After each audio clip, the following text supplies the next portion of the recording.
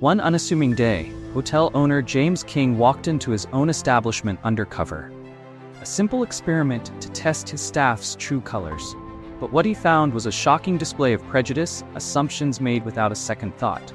Confronted by the unexpected, James knew this was more than just a personal insult. It was a call to action. In that moment, he made a decision that would not only transform his hotel, but ignite a movement, challenging everyone around him to confront the biases they barely knew existed. James King had built his hotel empire from the ground up. He wasn't one for the spotlight. Quiet resilience and relentless hard work had been his true partners along the way. Known for his humility, James remained grounded despite his success.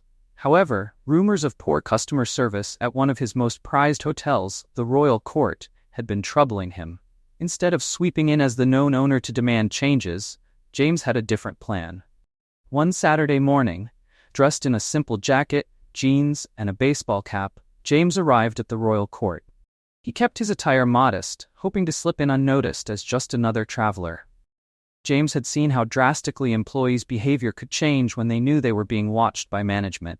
Today, he wanted to see their true nature. As he walked into the hotel lobby, James felt a mix of pride and apprehension. The Royal Court was grand. Marble floors, luxurious chandeliers, and soft jazz filling the room. He took in the elegance, yet remained focused on his purpose. Approaching the front desk, he noticed a young man behind the counter, busy on his phone, barely acknowledging guests as they passed. James cleared his throat and offered a polite smile. "Good morning," James greeted, his tone friendly. Tom, the receptionist, glanced up from his phone and looked at James with a hint of disdain, his eyes lingering briefly on James's clothes. "Can I help you?" Tom asked, barely hiding his irritation. "Yes, I believe I have a reservation here under the name King," James replied, keeping his tone calm. Tom didn't check the computer. Instead, he gave James a once-over, then shook his head dismissively.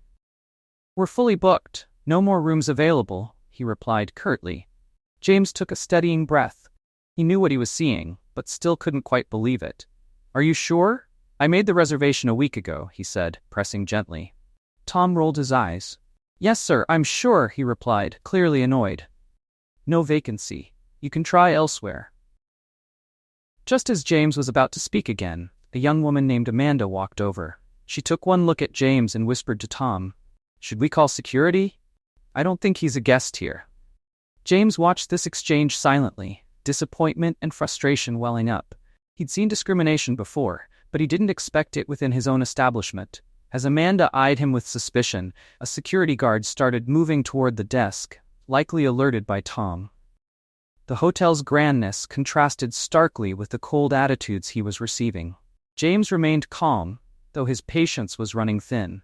He wasn't here to make a scene, but to witness how guests might actually be treated when he wasn't around. Yet the thought of being escorted out of his own hotel stung more deeply than he'd anticipated. Tom waved the guard over. "Excuse me, sir, but we'll have to ask you to leave," he said with forced politeness, his expression one of disinterest. James held his ground, his gaze unwavering. He knew the moment of truth was at hand. "I'd like to speak to the manager, please," he said quietly. Tom raised an eyebrow, clearly irritated by the persistence. "Sir, I told you there are no rooms. Please leave before I'm forced to have you removed." James nodded slowly, maintaining his composure. "I understand, but let me reintroduce myself. I'm James King, the owner of the Royal Court." The words hung in the air, creating a stunned silence. Tom's face drained of color, Amanda's expression shifted from suspicion to horror, and the security guard froze mid-step, unsure of what to do next. James didn't need to say more. The shock on their faces said it all. The silence in the lobby felt thick, every second stretching painfully. James watched as realization dawned on Tom and Amanda's faces, and the weight of their actions began to sink in. It was a moment he'd imagined before, but it was more intense, more painfully real than he had anticipated. At last, Tom stammered, Mr. King, I didn't realize, I thought." James held up a hand, stopping him. "Enough, Tom," he said firmly, his voice steady. "I don't need excuses. What I need is to understand why this happened." Amanda took a step back, her eyes wide with regret. I'm so sorry, Mr. King," she whispered, her voice trembling. James's gaze softened slightly as he looked at the young woman. Sorry won't change what happened here today, but maybe we can prevent it from happening again. Just then, the hotel manager Robert rushed over, alerted by the commotion. He took one look at James, his face reflecting a mix of embarrassment and fear. Mr. King, I had no idea you were coming in today. I'm so sorry. I assure you, this is not our standard practice. James turned to Robert, his expression unreadable. Perhaps not, but clearly this isn't an isolated issue. I came in today as a guest, Robert, and I expected the respect that every guest should receive. I saw something very different. Robert opened his mouth to respond, but no words came. The gravity of the situation was clear to all. The lobby, usually a place of luxury and welcome, now felt like a tense battleground. James took a breath, knowing this moment would mark a turning point. Robert, James said quietly, we need to talk about some changes. This hotel will not continue as it has, not with these attitudes. Robert nodded, visibly humbled. Absolutely, Mr. King. We'll address this immediately. I'll see to it personally. James took one last look at Tom, Amanda, and the security guard, each of them now visibly shaken. He wasn't here to humiliate anyone, but to set a clear expectation. Respect, fairness, and dignity were values he expected from everyone in his business, from the top down. As James turned to leave the lobby, he felt a strange sense of relief, mixed with determination. He knew he had made the right choice by coming in unannounced, and now he understood what was at stake. His path forward was clear. Change needed to happen, and he was the one to make it so. The morning after the incident, James King sat in his office at the royal court, his expression a mixture of thoughtfulness and resolve. He was not one to let emotions get the best of him, but the treatment he'd received in his own hotel had left a bitter taste. He'd built the royal court to be a place of dignity and welcome, and he was determined that his staff would reflect those values. He summoned the entire hotel team, gathering them in the conference room. Some of the employees looked nervous, whispering amongst themselves, clearly aware of the reason for the meeting. Tom, the front desk receptionist, and Amanda, who had suggested calling security, sat near the back, avoiding James's gaze. James took a steadying breath, then addressed the room. Yesterday, I visited this hotel as a guest. I came in quietly, expecting to be treated like anyone else. But what I experienced was not the level of respect and hospitality that I've worked to establish here. The room was silent, all eyes on him. Tom and Amanda shifted uncomfortably, their faces flushed with embarrassment. James continued, his tone firm. I was dismissed and treated as if I didn't belong here. I was denied a reservation without any verification, and security was called on me simply because I didn't fit an expectation. This isn't just a problem with one or two employees. This reflects something deeper. Tom raised his hand, visibly flustered. Mr. King, I didn't realize it was you. I thought you were just... I assumed. James cut him off gently. That's exactly the problem, Tom. You assumed. You judged someone based on appearance alone, and that isn't what we stand for here. Every guest who walks through those doors deserves respect, regardless of who they are, how they look, or where they come from. Amanda, looking down at her hands, spoke up in a small voice. I'm so sorry, Mr. King. I didn't think. I just reacted. James softened slightly, appreciating her honesty but keeping his message clear. Amanda, I believe you, but an apology isn't enough. What we need here is awareness. And it starts with understanding the impact our actions have on others. The hotel's general manager, Robert, stood up, looking both embarrassed and concerned. Mr. King, I take full responsibility for what happened. I should have been more vigilant about the team's conduct. Please, allow me to make this right. James nodded, appreciating Robert's willingness to take accountability. Thank you, Robert. This is why I wanted to address the entire team. Moving forward, we need real change. He paused, letting his words sink in. I'll be implementing new training programs here at the Royal Court. We'll be covering not just customer service, but also lessons in dignity, respect, and implicit bias. I'll bring in experts to guide us, and I expect everyone in this room to participate. Some employees exchanged nervous glances. James noticed the slight resistance, but he continued undeterred. This isn't optional. The Royal Court will be a place that embodies the highest standards, not just in luxury, but in how we treat people. And that starts with each of you. Tom looked up, clearly troubled. Mr. King, I didn't think it mattered. I thought it was just one guest. James took a deep breath. Tom, every guest matters. It's easy to say we value respect and dignity, but those words are meaningless unless we live by them. Your actions didn't just affect me, they reflect on all of us. James turned back to the room. I'm not here to lecture you. I'm here to make sure that everyone understands what's at stake. If this hotel is to succeed, it needs to stand for more than just fine decor and a high price tag. It needs to stand for integrity. A young bellhop raised his hand, his voice hesitant but respectful. Mr. King, will the training really help us? I mean, can it really change how we act? James looked at him with a kind but serious gaze. The training is a step in the right direction, but ultimately, it's up to each of us to decide what kind of people we want to be. It's a chance for growth, to see beyond our assumptions and treat everyone with the respect they deserve. There was a murmuring of agreement, and James felt a slight shift in the atmosphere.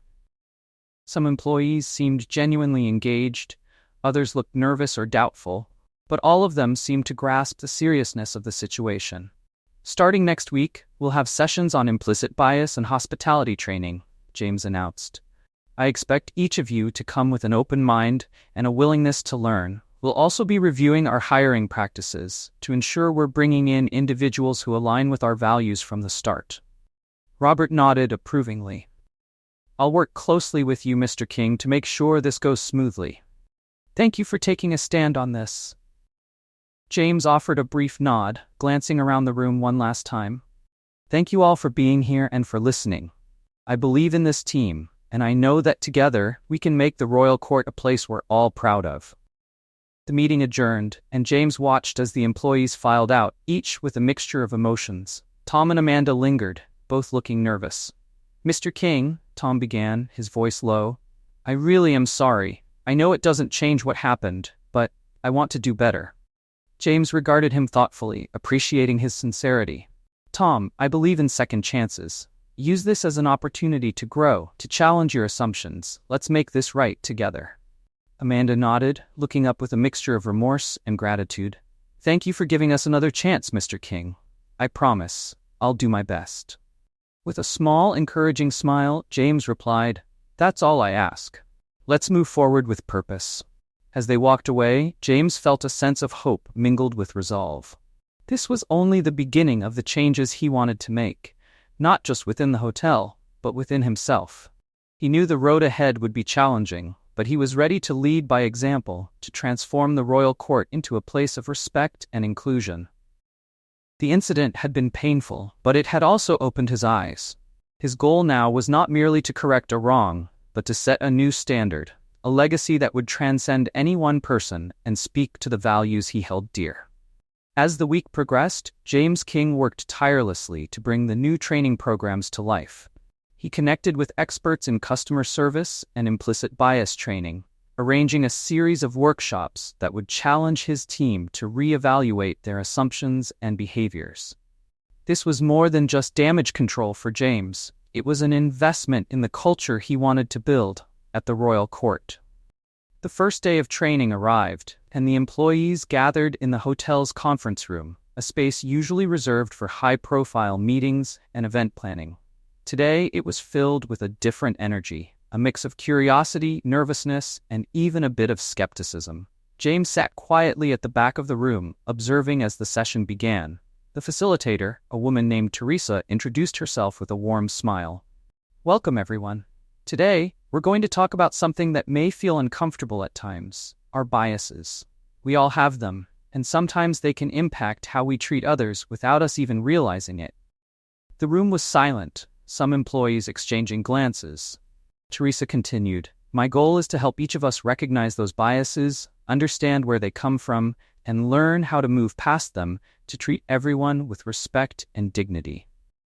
Teresa led the team through an exercise where everyone was asked to reflect on a moment when they might have judged someone too quickly or made an assumption without knowing the full story. Tom shifted uncomfortably in his seat, his gaze fixed on the floor. Amanda looked pensive, her expression softening as she listened. After a few minutes, Teresa asked for volunteers to share. There was an awkward pause until a young woman named Emily, a server in the hotel restaurant, raised her hand. "There was a time," Emily began, her voice hesitant, "when I saw a family come in who looked like they couldn't afford our menu. I assumed they were just going to ask for directions or a glass of water, but instead, they ordered a full meal, even the most expensive wine. I was embarrassed by my assumption, but it taught me to be more open-minded." Several people nodded, some offering understanding smiles. James felt a sense of hope. This was precisely the kind of awareness he hoped to cultivate among his team. Change wouldn't happen overnight, but these small moments of honesty were a start. Over the next few weeks, the workshops continued. While some employees embraced the training, others remained wary. Tom, in particular, struggled with the exercises, finding it difficult to confront the biases he'd rarely questioned before. He confided in Robert, the hotel's manager, during a break one day. "I just don't understand why this is necessary," Tom muttered. "I mean, I get that Mr. King was upset, but I was only doing my job. It feels like we're being punished for one mistake." Robert looked at him, his tone patient. "Tom, it wasn't just a small mistake. What happened was more than that. It was a reflection of how we treat people based on appearances. If we want to represent the royal court with pride, we need to change from the inside out. This training is about growth, not punishment." Tom sighed, his frustration apparent, but he nodded, sensing that Robert's words carried truth. Deep down, he knew he needed to be better, even if it felt uncomfortable. The turning point came one afternoon, during a particularly intense session. Teresa introduced a role-playing exercise where employees were assigned different identities: a wealthy guest, a solo traveler, a person seeking shelter for the night, and asked to interact based on their character's needs. Tom, cast as a guest in need of assistance, played the role with reluctance, still feeling somewhat resistant. Amanda, meanwhile, was assigned the role of a receptionist. As she greeted Tom, she found herself empathizing with the character, remembering how she had viewed James with suspicion during the original incident. For the first time, she understood the power of a first impression and how her attitude could shape someone's experience. She glanced at James, who was observing quietly from the back, and felt a newfound resolve to live up to his standards. The role-playing exercise wrapped up, and Teresa asked the team to share their reflections. Amanda was the first to speak up. "I didn't realize how much my attitude could affect someone," she admitted, her voice steady. "During this exercise, I felt the weight of responsibility that comes with being the face of our hotel. It's not just about following rules, it's about creating a space where people feel valued." Tom finally looked up, a conflicted expression on his face. "I guess I never thought about it that way. It was easier to just go through the motions, but now I see how much a single interaction can mean to someone." James watched, moved by their honesty. He knew this was only the beginning, but these reflections meant progress. He stood up, deciding to address the team personally. "Thank you all for sharing," he began, his tone calm but filled with conviction. "I know this isn't easy, and I respect each of you for being here, for making an effort. Change doesn't come quickly, but what matters is that we're taking the steps. I didn't expect anyone to transform overnight, but seeing your openness today gives me hope." He paused, his gaze settling on Tom and Amanda, who both looked back at him with newfound respect. "This hotel has always been about more than luxury. It's about dignity, inclusion, and creating a sense of home. We all play a role in that, and together, I believe we can set a new standard."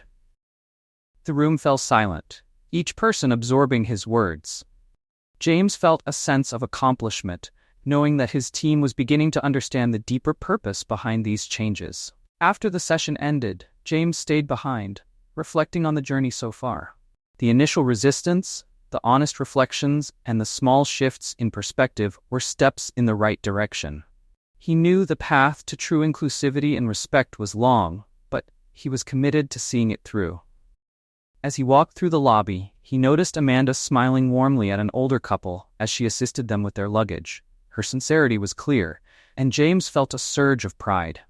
This was the type of transformation he had hoped for, not just improved customer service, but a genuine embrace of the values that defined the royal court. As he left the hotel that evening, James felt a quiet satisfaction. The training was working, and he knew the impact would only grow over time. The royal court was becoming not just a place of elegance, but a beacon of respect and equality. After a long week of training sessions, workshops, and heartfelt conversations, James returned home to a warm welcome from his family. His wife, Naomi, greeted him at the door with a gentle smile, instantly melting away some of the tension that had accumulated over the past few days. She could sense his exhaustion, but also the spark of resolve in his eyes.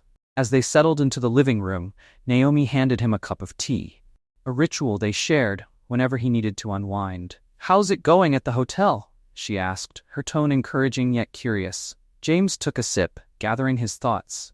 "It's been challenging. More than I expected. The team is trying, but there's still resistance. Some people are struggling to let go of their assumptions and see things differently." Naomi nodded, understanding the complexity of his work. Change is never easy, especially when it forces people to confront things they'd rather avoid. "But I know you, James. You've always believed in leading by example, and that's what you're doing." James looked at her, grateful for her unwavering support. "Sometimes I wonder if it's enough, though. I thought I was prepared for this, but seeing those attitudes, especially in a place I created, it shook me. It made me realize how much work there is left to do." Their daughter, Maya, who had been listening quietly from the edge of the room, chimed in. "Dad, what you're doing is important. It's not just about the hotel. It's about setting a standard, showing people that discrimination won't be tolerated.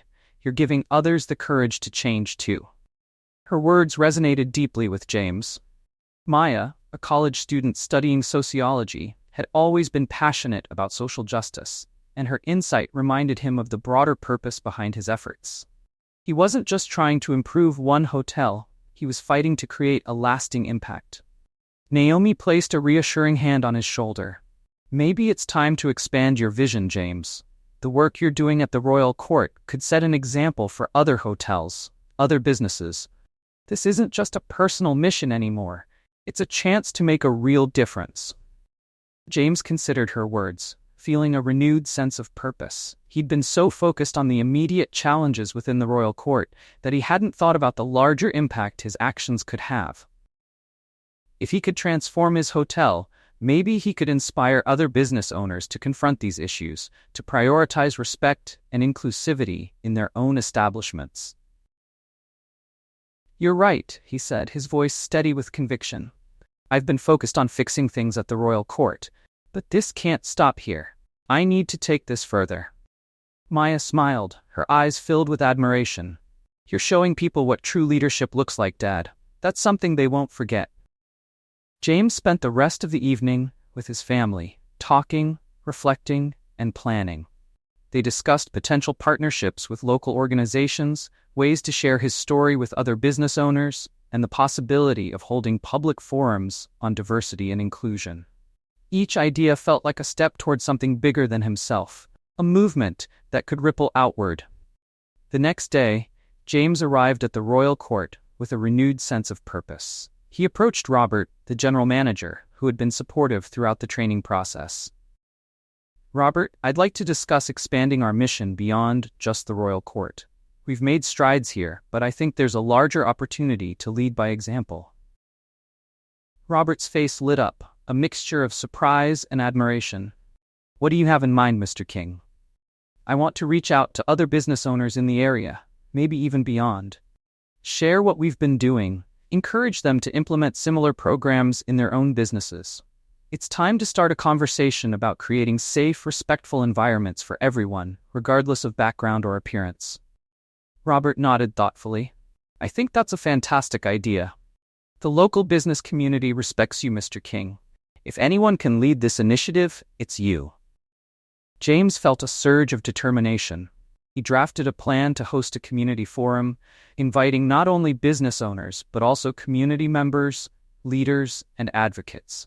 The event would be an open space to discuss experiences, address challenges, and brainstorm ways to create more inclusive workplaces across the town. With Robert's help, they organized the event for the following month, securing a venue and inviting speakers from local organizations specializing in diversity and inclusion. News of the forum spread quickly, garnering interest and sparking conversations around town. The community was intrigued, eager to see what this respected hotel owner had to say about change. The night before the forum, James sat with Naomi and Maya, feeling a mixture of excitement and apprehension. He was used to running a business, to managing employees and logistics, but this was different. This was a public call to action, a step into advocacy that felt both thrilling and daunting. Naomi sensed his anxiety and gave his hand a comforting squeeze. "You're ready for this. You've already inspired change within the royal court. Now, you're just expanding that impact." Maya smiled encouragingly. "Just remember, Dad, you're not alone. This community needs someone like you to step up. Your voice can make a difference." With his family's support, James felt his confidence strengthen. He knew the journey ahead wouldn't be easy, but he was prepared to face it with resilience and determination. This was no longer just about his hotel, it was about a vision for a better, more inclusive future. As he prepared his notes for the forum, he felt a surge of gratitude for the people who had helped him reach this point. Naomi's steadfast encouragement, Maya's insightful perspective, and the team members who had embraced change at the royal court, all of them had fueled his passion to pursue this larger mission. By the time he finished, he felt ready. This wasn't just a forum. It was the beginning of a movement, a chance to spark a shift in attitudes that could reshape the community and perhaps one day, beyond. The day of the forum arrived, and the auditorium was filled with members of the community, business owners, employees, and citizens curious about James King's vision for change. The air buzzed with anticipation as people took their seats, some glancing curiously at James as he prepared to address the crowd. He took a deep breath, gathering his thoughts and steadying his resolve. As he walked to the podium, James felt the weight of the moment. He had been working toward this day not only to improve the royal court, but to create a ripple effect in the community. He looked out at the audience, finding familiar faces and newcomers alike. Some looked supportive, others skeptical, but all were here to listen. "Good evening," James began, his voice calm but purposeful. "Thank you all for coming today. My name is James King, and for those who don't know me, I'm the owner of the Royal Court Hotel. I'm here today to share a story about change, about mistakes, and about the possibility of creating something better." He took a steadying breath, then continued. "A few weeks ago, I walked into my own hotel dressed as any guest might. I wanted to see how my staff would treat someone who didn't fit the mold. What I saw was a shock, a harsh reminder that discrimination and judgment can exist even in places we trust." A few gasps and murmurs rippled through the crowd. James's honesty created a sense of urgency in the room. He saw heads nodding in understanding, others glancing away as they absorbed his words. "I don't share this story to place blame," he continued. "I share it because it's real, and it's something that many of us have experienced or witnessed. My team and I have been working to address these issues with bias training and new policies. But I realize that this work needs to extend beyond just one business. Our community deserves more. We all deserve more." He paused, scanning the crowd, allowing his words to sink in. "I'm asking each of you, whether you're a business owner, an employee, or a community member, to join me in making Pinecrest a more inclusive place. This isn't about one hotel. It's about creating a culture of respect, empathy, and dignity that reflects who we want to be." A hand shot up near the back. It was Paul, a local diner owner known for his gruff personality. "Look, James," Paul started, his voice carrying a hint of skepticism. "I get what you're saying, but people are going to act the way they act. You can't change that overnight, and frankly, I don't see why my business needs to be involved." James acknowledged the comment, taking a moment to respond thoughtfully. "I understand your hesitation, Paul. Change is hard, but this isn't about forcing anyone. It's about setting an example. By treating each customer with respect, we show our community that everyone matters. It may start small, but each step builds on the last." Paul shrugged, his expression skeptical, but considering. Others in the room murmured in agreement or nodded quietly. Then, a young woman named Rosa, a local shop employee, raised her hand. "Mr. King, I work at a small boutique, and sometimes customers treat me poorly because they think I'm just an employee. Will this forum talk about those kinds of issues too?" James's face softened, grateful for her vulnerability. Absolutely, Rosa. This forum isn't just about how we treat our customers. It's also about how we treat each other. Respect is a two-way street, and as employers, we have a responsibility to ensure our staff feels valued and protected. He continued, at the Royal Court, we're creating a framework where both employees and customers are treated with dignity. This isn't easy, and it will take time. But by making these changes, we're showing everyone that we're committed to something greater than just business. The room was silent for a moment, a mix of contemplation and understanding filling the space.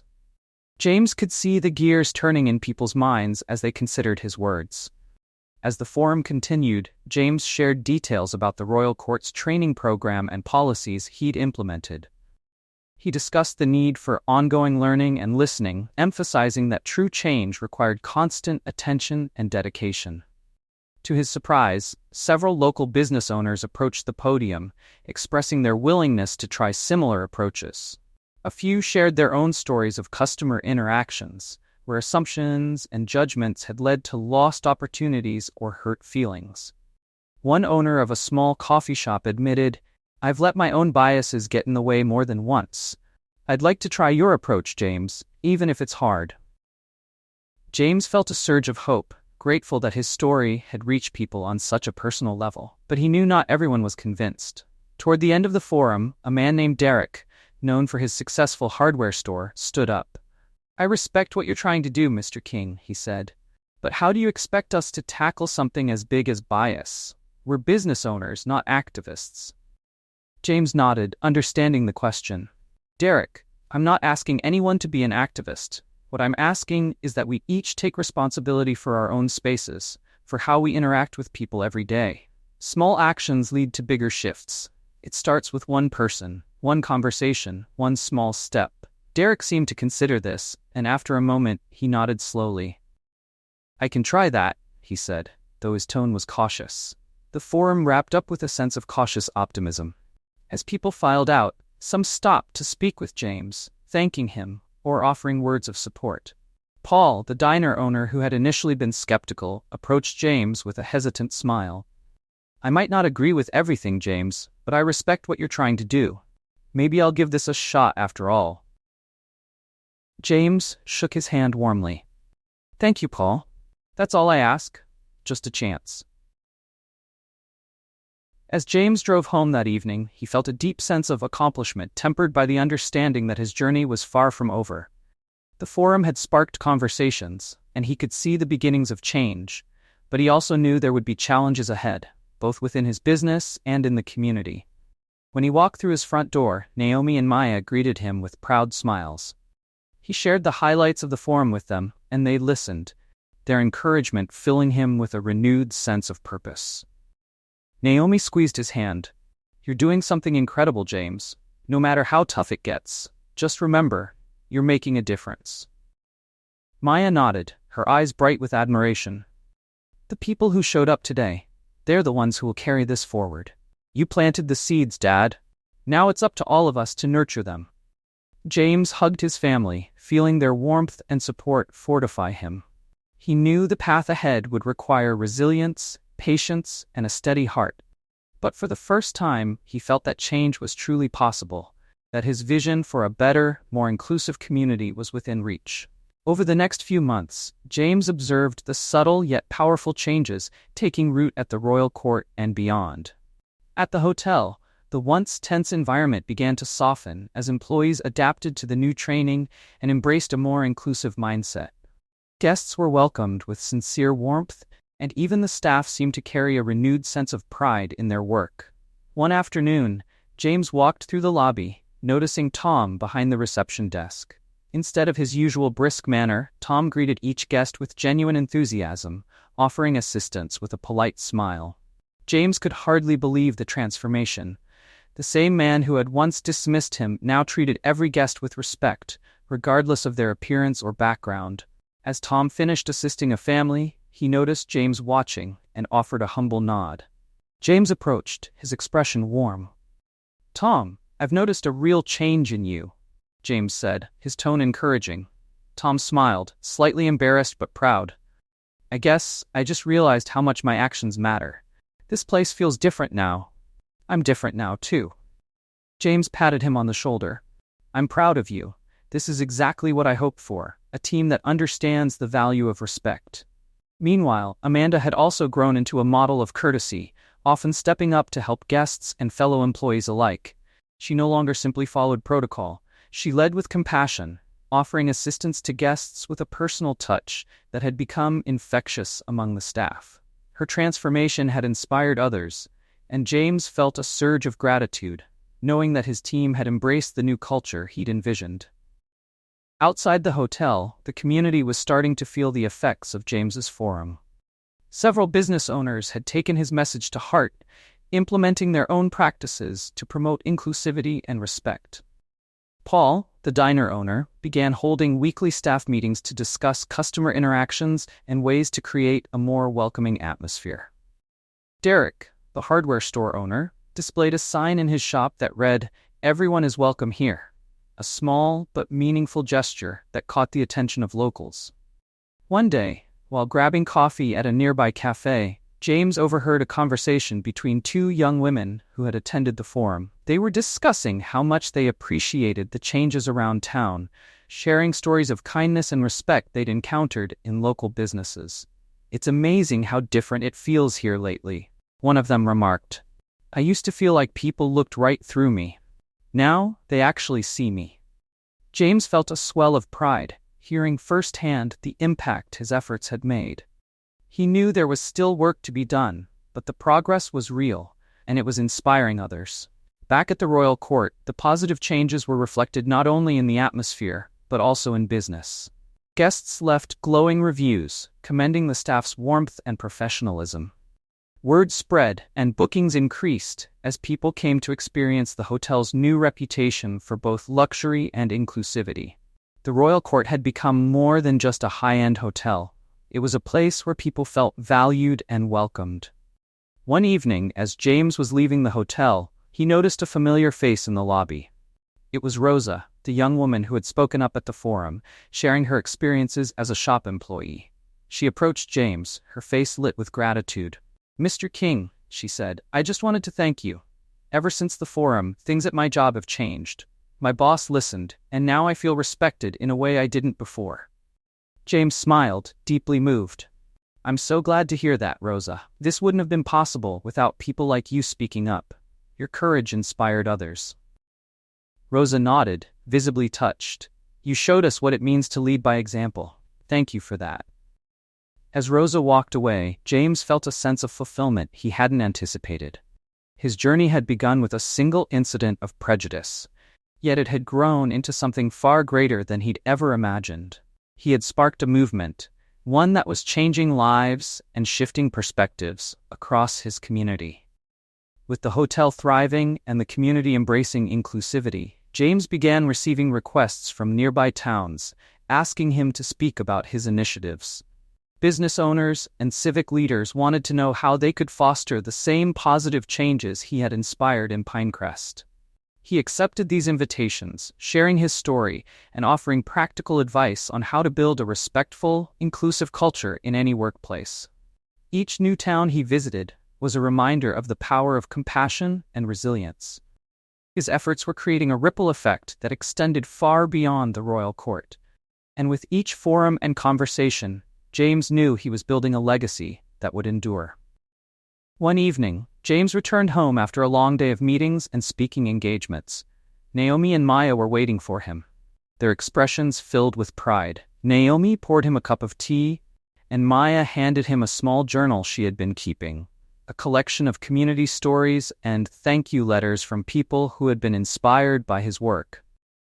"These are from people all over the county, Dad," Maya said, her eyes bright with admiration. "They're grateful for what you've done, for how you've stood up for something so important." James flipped through the pages, reading the heartfelt messages of gratitude, stories of personal growth, and reflections on the changes people had experienced. Each entry filled him with a sense of purpose and gratitude, reminding him of the power of his actions and the strength of his community. As he closed the journal, he looked at Naomi and Maya, feeling deeply thankful for their support. They had been his anchor, his reason for pushing forward, and his inspiration. "You both mean the world to me," he said, his voice thick with emotion. "Thank you for believing in me, even when the road seemed impossible." Naomi wrapped her arms around him, a tearful smile on her face. "We always knew you could do it, James. You have a gift, and now the whole world can see it." Maya nodded, her face beaming. "You've built something that will last, Dad. People will remember this, and they'll carry it forward." As he sat with his family, James felt a profound sense of fulfillment, knowing that his journey had just begun. The changes he had inspired at the royal court, the impact he had made in Pinecrest, and the legacy he was building for his family and his community were proof that one person could indeed make a difference. For James, this wasn't just about improving his business or fighting prejudice. It was about creating a world where everyone felt seen, respected, and valued. And as he looked to the future, he knew that this legacy of compassion and justice would continue, rippling outward, touching lives in ways he could only imagine.